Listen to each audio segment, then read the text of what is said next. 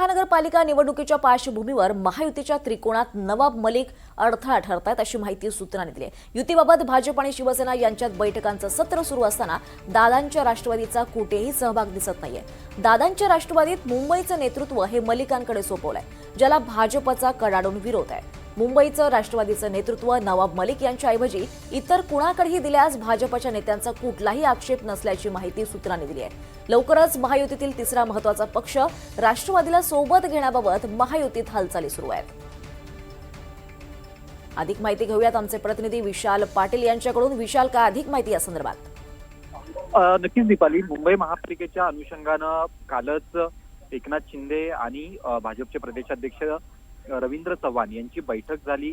आपण जर पाहायला गेलं तर महापालिका निवडणुकांच्या महायुतीच्या बाबतीत या दोनच पक्षांची चर्चा जी आहे ही अधिक होताना आपल्याला पाहायला मिळते। मात्र राष्ट्रवादी कुठे आहे अशा पद्धतीचा एक प्रश्न निर्माण झाला होता।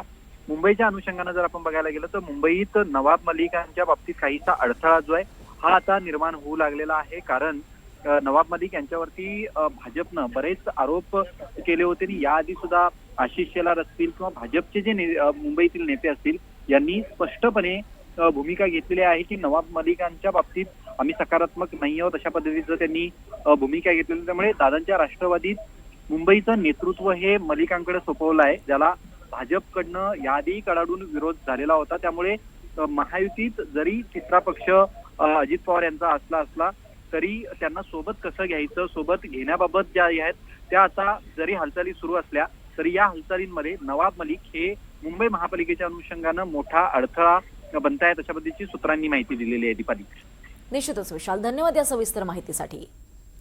तर मुंबई मनपात महायुतीत नवाब मलिकांचा अडथळा ठरतो की काय अशी चर्चा सुरू आहे।